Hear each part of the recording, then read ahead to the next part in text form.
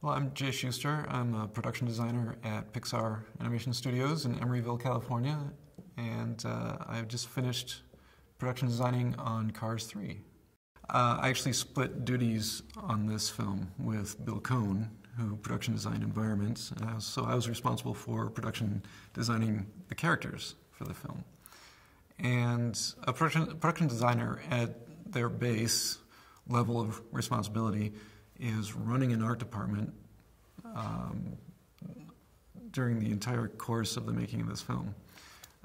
And so it's a lot of interactions with every other department, making sure that the art and the concepts that we're producing can actually work for the departments downstream from us, including the people who are modeling them and painting and shading and then ultimately animating them.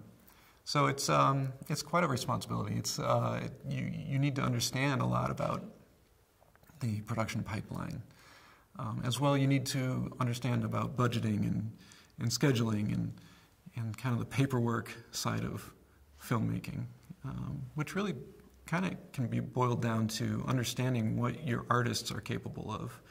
I'll give a project to one of my guys who is really good at a specific task, so far as maybe designing a character or designing a special type of character. I have to understand how long it's going to take this person to design this character, and then we're able to put it kind of into the budgeting machine, and which will spew out a calendar of events that we don't necessarily follow because we're all at the mercy of story as well. So that's the overarching, that's the umbrella that controls our schedule is the progress of story. And I might add as well, we're early in the filmmaking process. The art department and the story department are working really closely. They're drawing their storyboards. They're creating the direction for this film. As well, we're reacting to those storyboards and creating characters that we think will work in that moment, in that time. And there's an interesting interaction that's possible between the two groups. They might come in and see a character design or an environment design even, that could change the direction of the story. A small change, a big change, you never know. But this interaction between story and art is super important and critical in the making of these films. And that's as well part of our job is to make sure we know what the story is, because we don't want to be the group that's just kind of in a room by itself creating these things with no idea what the purpose or meaning is behind the characters or environment. So we really have to interact. That's a really important part of our job, is to make sure we know which way to take these designs. When I got the job as production designer, they knew that I was actually going to perform as an art director as well as a production designer. So not only directing the art department, but also participating in the design of these characters. And so that meant our character group on this film was really small. It really, at its fullest, I think we had 3 or 4 of us designing characters, which is a pretty small group on these kinds of feature films. So in that case, I really didn't have to rub up against any art directors because I was the art director. I had a twofold job description on this film. I would say if there were any kind of friction between groups, it was working with the CHARS group, for instance, and they're responsible for the building, the sculpting, and the rigging, and the shading and painting of these characters. So there was always a back and forth between us, between the design of the characters and the actual execution of the modeling. What we call shading is actually just the painting and the application of the metallics and the metal flake paint and all that stuff.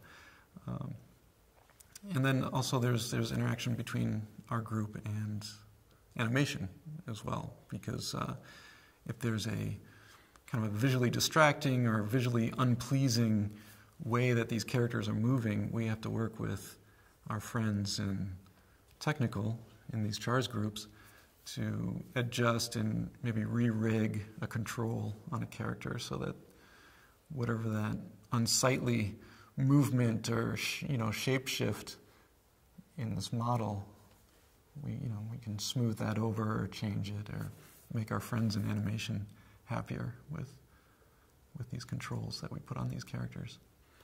The most important things that we think about when we design these characters for these films is, of course, the facial read, and the part of the car that emotes and is the most important connection to the audience, is that relationship of the eyes on the windshield to the mouth on the front clip or fascia of the car. That's really the most important thing, is to connect those two, which means we're always contemplating the angle of the windshield, the length of the hood, and really also the angle of that front of the car. Say like on Jackson Storm, all his angles are super aggressive. The windshield is very laid back. Thankfully, he's got a rather short hood, so we're not worried about a disconnect too much between the eyes and the mouth. But then his mouth rests on an angled surface that is actually cutting under, so most likely it's always in shadow. And that, I remember on his character design specifically, there were some concerns about that mouth plane always being in shadow, which we can always fix with lighting. We can always add a different or a light to light that surface up or whatnot. Generally speaking, on all these characters, we think about the headlights, because these, we like to use this term that, designing these cars, we want to remain true to the material. So we want them to remain, fairly static in their body movements, no twisting or strange kind of rubbery movements in the actual body shell.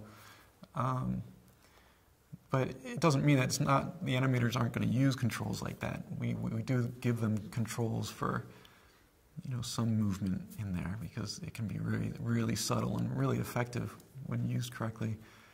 But when you do push around the body shell like that, especially up in the facial area, you run the risk of headlights moving around, or if there are any air intakes in there, any kind of dark cavernous areas in the face that are moving. You don't want to bring attention to that stuff, especially the headlights, because they're very shiny, very reflective, and so we tend to go back in and freeze those areas around the mouth if there are any kind of problematic chrome or reflective headlight areas. We tend to kind of just freeze those things so they don't move around a lot. You think back to Doc Hudson. His whole grill work and all the chrome work, chrome details in that, that was also a highly considered area. We talked a lot about the engineering that went into having that much chrome on his face and it not being distracting or looking too strange if it did move. Getting highlights and reflections running across this thing as it moves.